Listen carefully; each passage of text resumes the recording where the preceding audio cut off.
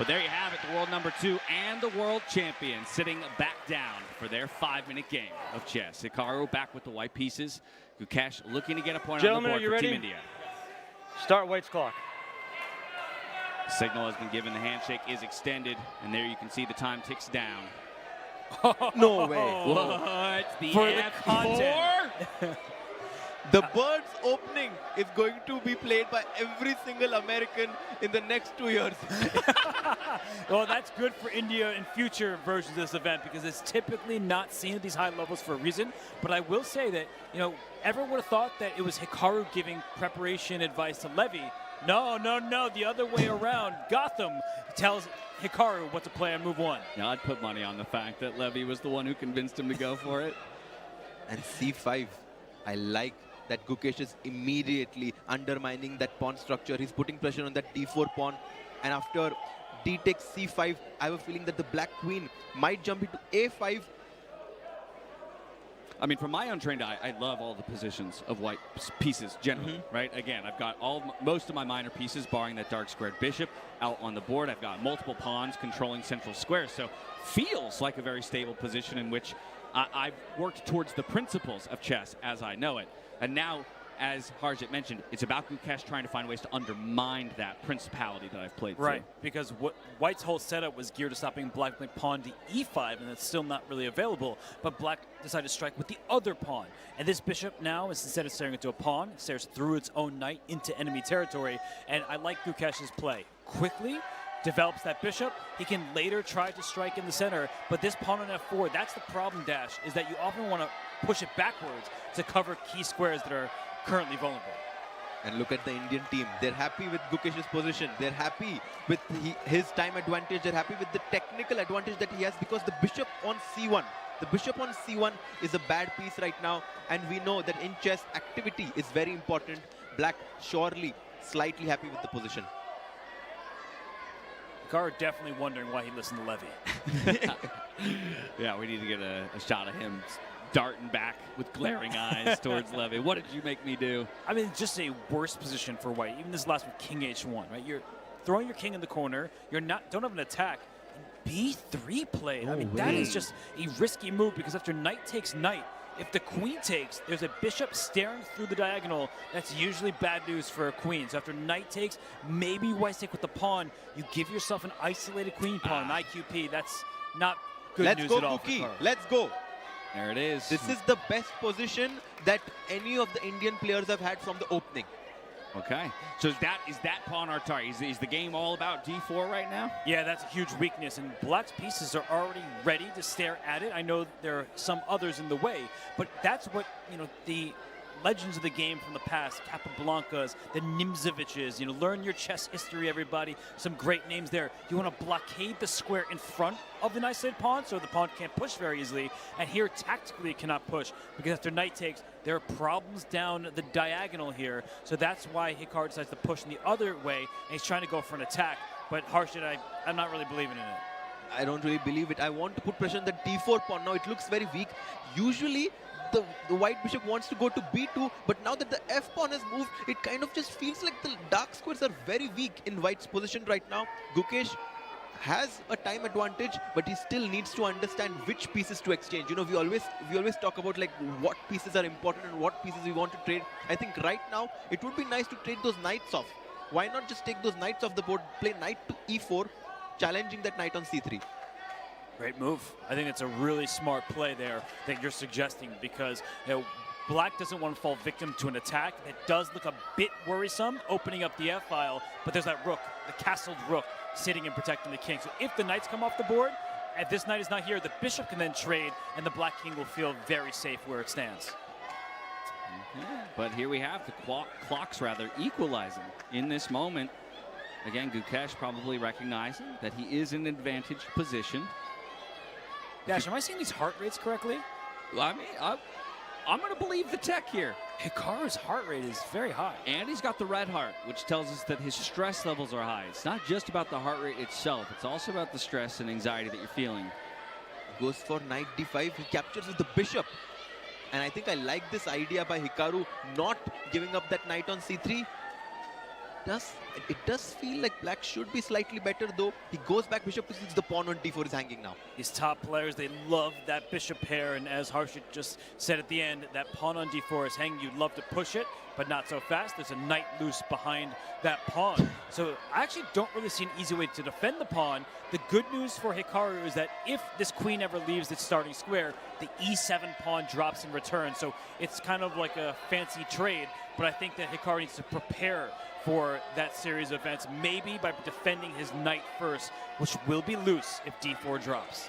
The bishop on g7 is not a bishop, it's a rocket. I mean, look at the way it's eyeing on that pawn on d4, that knight on c3, and also in the end, the rook on a1. All of them are under attack by that bishop on g7. Can I evacuate the knight? Okay, well, Hikaru's going to make a decision. He's going to retreat the bishop to defend that pawn. I was thinking maybe a backwards knight move, effectively defending the pawn at the same time and moving that knight out of the long scope of the bishop in its eventuality. He goes a different way. I'm willing to say a better way without even looking at the engine. You know, you say a better way, but I do think that Hikaru's been in trouble. But that last move by Gukesh, a teeny bit careless. A nice shot from Hikaru, giving up a pawn, sure, bishop takes knight, pawn takes bishop, then that pawn can be captured. But now there are tactical possibilities. I actually think this was a great shot from Hikaru. The only real chance of queen d7, a slip from Gukesh. He's so alert. You give him one chance and he bounces on that opportunity. Red border. Red border. Yes, he takes. He takes. Best move, of course. Hikaru Nakamura is completely back in the game. He is, but he still has the difficulty of this d5 pawn, and Gukesh has some easy moves to make, like rook a to d8 right now, put pressure on the pawn, but Hikaru's going to bring his own rook up to c5 to aggressively defend that weak point. Gukesh trying to think if he wants to bring the rook on a8 in the game or the f rook in the game. He goes for rook a d8. Very logical. Rook to c5, protecting the pawn on d5 and hitting the queen on b5 seems like a good move for white right now. Everyone in the audience very keenly analyzing the position, very curious who's going to win the final match here. Yeah, still many of our fans making their voices heard, but I also can feel that others are, there's a feeling of intensity that's starting to fall. A blanket of intensity over the audience as they're realizing the complications of this position and how it really is still any man's game. Look at that move. Bishop tucked away where the king usually resides after your castle. But I think he's just trying to make sure that he has no LPDO, loose pieces drop off. So he's keeping his bishop on a safe and protected square. It also covers the back rank so there are no checks. Even if this queen were to leave, rook f1 would maybe be threatening, but not a check, so it wouldn't be a forcing sequence. I actually really like this move from Hikaru. It's a great pragmatic decision. On the contrary, the pawn on d5 is loose, and I do think that the only player who can play for a win right now should be black.